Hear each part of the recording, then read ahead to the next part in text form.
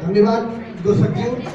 यस सभाका सभापति महोदय, प्रमुख अतिथि, विशिष्ट अतिथिज्यूहरू, हाम्रो धारणाका मापनका लागि हातमा लेखनी र कलम लिएर बस्नुहुने निष्पक्ष निर्णायक मण्डल, राजनीतिज्ञ, बुद्धिजीवी, पत्रकार, समाजसेवी, विभिन्न विद्यालयबाट पाल्नुभएका आदरणीय गुरुहरू र विजयका आकांक्षासहित रङ्गीन माला पहिरिन भाग लिनुहुने मेरा प्रतिस्पर्धी मित्र एवं कार्यक्रममा पाल्नुहुने सम्पूर्ण महानुभावहरू, आज यस नीलकण्ठ उमाविमा हुन गइरहेको उच्च माध्यमिक तहको शिक्षामा सामाजिक सञ्जालको प्रभाव विषयमा मेरा विचारहरू राख्न कार्यक्रमको आयोजना गरिदिनु भएकोमा म आयोजकप्रति मेरो व्यक्तिगत र मेरो विद्यालयको तर्फबाट हार्दिक आभार व्यक्त गर्दछु र मलाई मनमा लागेका विचारहरू, मैले मनन गरेका, देखेका र भोगेका विचारहरूलाई यहाँहरूसँग प्रस्तुत गर्न पाउँदा आफूलाई सौभाग्यशाली ठानिरहेको छु। सभाध्यक्ष महोदय, म अब विषय प्रवेश गर्न चाहन्छु। सामाजिक सञ्जाल अहिले सम्पूर्ण क्षेत्रमा एकदमै अगाडि देखिन्छ। शिक्षा, उच्च माध्यमिक शिक्षामा त झन् यसले एकदमै महत्त्वपूर्ण भूमिका खेलिरहेको हुन्छ। अहिलेको वर्तमान युगमा सामाजिक सञ्जाललाई देश विकासको संवाहकको रूपमा लिइने आधुनिक मान्यताको विकास भएको छ। अहिले यता-कता सामाजिक सञ्जालमा नकारात्मक कुराहरू पनि आइरहेका छन्, तर त्यसलाई नकारात्मक ढङ्गबाट मात्र नभई सकारात्मक ढङ्गबाट लिनु जरुरी देखिन्छ।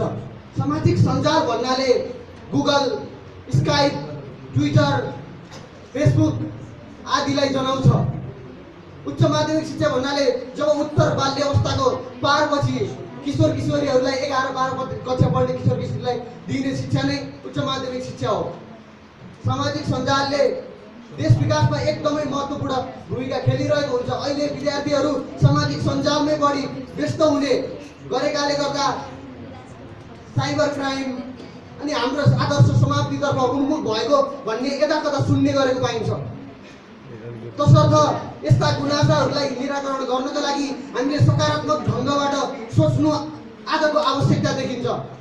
हाम्रो अहिलेको युग आधुनिक युग अनि अहिलेको हाम्रो नेपालको शिक्षा पद्धति सैद्धान्तिक मात्र, जसलाई त्यसैले मलाई लाग्छ कि हामीले सञ्जालमुखी शिक्षा बनाउन सक्यौँ भने अहिलेको सैद्धान्तिक र अहिलेको स्थितिमा राज्यले शिक्षाको लागि भनेर लगभग 17.3% बजेट छुट्याउने गरेको छ र विद्यार्थीहरू 50% भन्दा कम बढी अनुत्तीर्ण हुने गरेका छन्।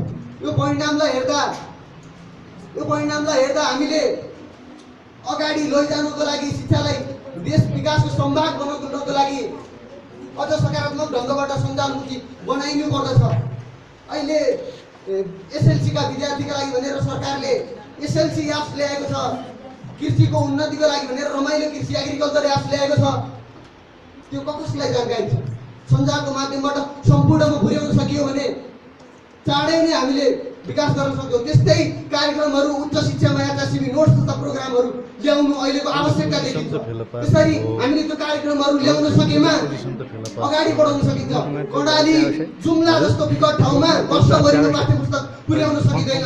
सभाध्यक्ष महोदय, तिनीहरूलाई सञ्जालमुखी वातावरण सिर्जना गरिने हो भने सञ्जालको माध्यमबाट शिक्षाको विकास गर्न सकिन्छ। यदि अब हाम्रो नेपालीको सोचाइले अब सञ्जालको प्रयोगबाट तिनीहरू बिग्रेको मान्छ भने त कतिको बुद्धिमानी हुन्छ सभाध्यक्ष महोदय।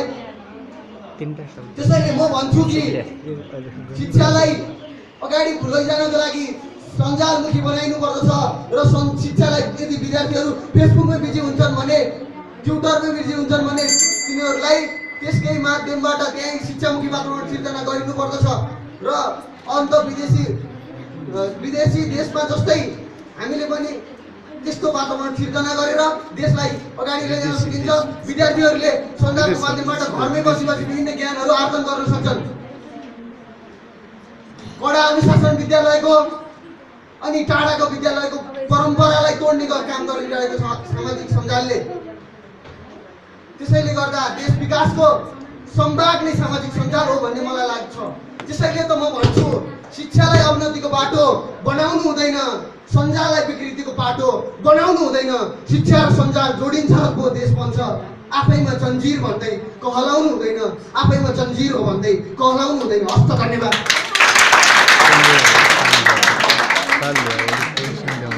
धन्यवाद सन्दीप भाइ। यसै गरी अबका वक्ता